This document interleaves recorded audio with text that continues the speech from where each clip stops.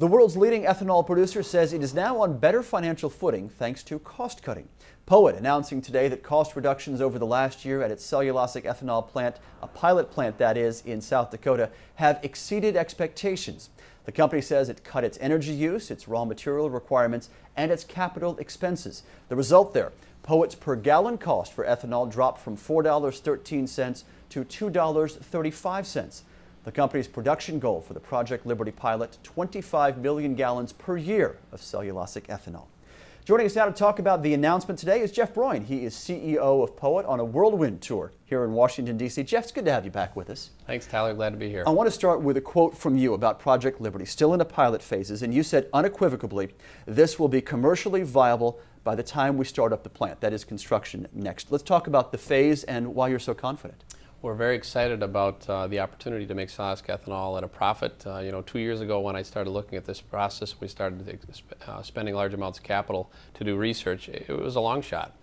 Today I can tell you that we've come far enough in the process, some of the things that you mentioned earlier, that we're going to be able to produce this product for, we believe, under $2 a gallon within the next 2 years. Well, let's go over those numbers, Jeff. To cut it in 1 year from $4.13 per gallon to $2.35, that's almost cutting it in half with only 12 months of changes. How quickly can you get below that $2 threshold?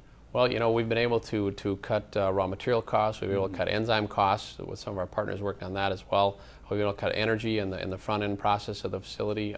We've been able to cut capital costs by 40% by streamlining the process. So it's gone very well, and I think we will be able to get to the $2 mark by the time we start up the Emmitsburg facility in 2011. How crucial is that $2 mark, Jeff, when you talk about the RFS2 mandate that is out there for 2010, 100 million gallons by next year, looking past 2010 perhaps? Do you feel confident that the price level will be where you need it to be to manufacture enough cellulosic ethanol?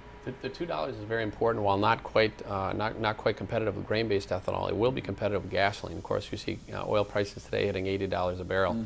Without question, the $2 mark is something that we feel will make cellulosic ethanol very competitive. And let's be honest about it, there's 1 billion tons of cellulose in this country that goes to waste every year that could produce 85 to 90 billion gallons of cellulosic ethanol. That's enough to knock out all the imports and more. So very excited about this potential for our country. Just a moment ago, Jeff, we were looking at video from one of your South Dakota facilities. Clean Skies News was out there earlier this summer. I'm curious about the raw materials. We saw some of them there because the 2009 corn harvest is apparently a bumper crop. Prices are where farmers want them to be. The problem is in the Midwest and in your part of the country, it's too wet to harvest right now. How much will that affect you going forward into next year? Well, actually, we're making pretty good progress. So, a few weeks ago it was pretty wet. They are making progress today and taking out the crop, and it's going pretty well. We are really excited about the opportunity, however, to harvest cobs with the corn and actually a pull behind unit behind the combine.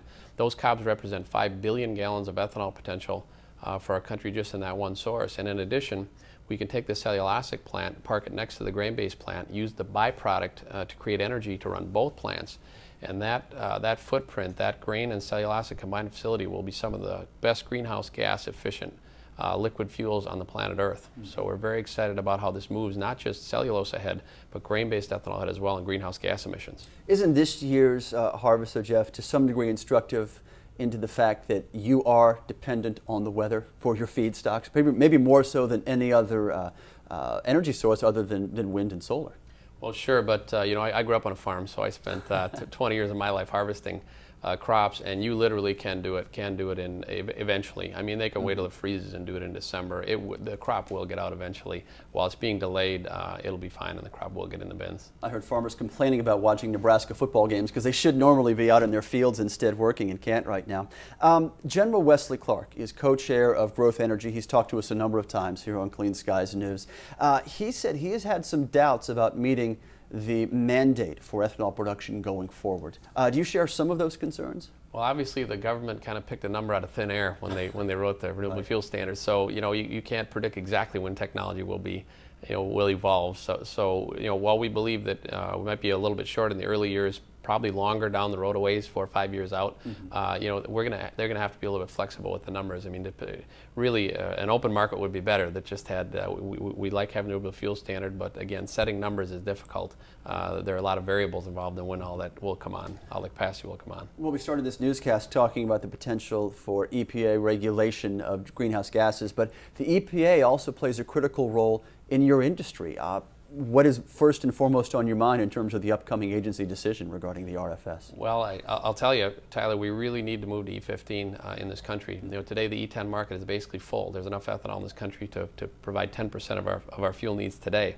So in order for there to be room for cellulose, we have to move that wall. So today, it really is a barrier to cellulosic ethanol. That blend wall has to move forward, or we're locked with where we are today without moving forward into cellulosic ethanol. I've heard a number of pro-ethanol lawmakers talking about adding this into Senate climate legislation, primarily members of the Agriculture Committee. Are you confident that something will be included for your industry, or enough will be included for your industry if and when the Senate addresses climate legislation? Well, you know, obviously the country needs to decrease its reliance on foreign sources of energy. We need to clean up our environment, and we need jobs. And ethanol is one thing that can provide all of that. So we are very hopeful that you know, EPA and Congress, you know, understand what a great thing this is for the future of our nation, and that they rally around it and support it.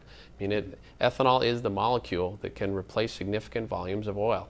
And you know, more yields are coming in the future. There's 1 billion tons of cellulose out there. We have a huge potential to make a difference, but we do need these barriers to get out of the way to give us the opportunity. So we hope that they'll see it the way that we see it. And you're confident lawmakers are hearing, and more than just hearing, listening to your pitch on that? You know, we have been working very hard to educate lawmakers and others, and we're getting very good response.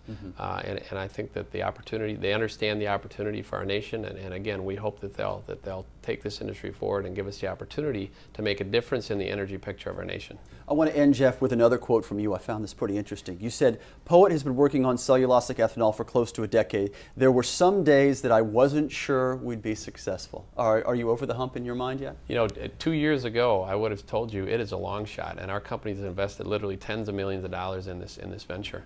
And today I can tell you unequivocally we're going to make it, and we are going to make profitable cellulosic ethanol. It's very exciting, and we took a chance, and we spent a lot of money and put a lot of work into it, and it's turning out to be very successful. So we're very excited about it. Jeff Broin is essentially the face of the ethanol industry quite often here in Washington. He is CEO of Poet. Jeff, if and when you hit that $2 threshold, come back and talk to us, all right? We'll do that. A pleasure. Thank you very much, Jeff.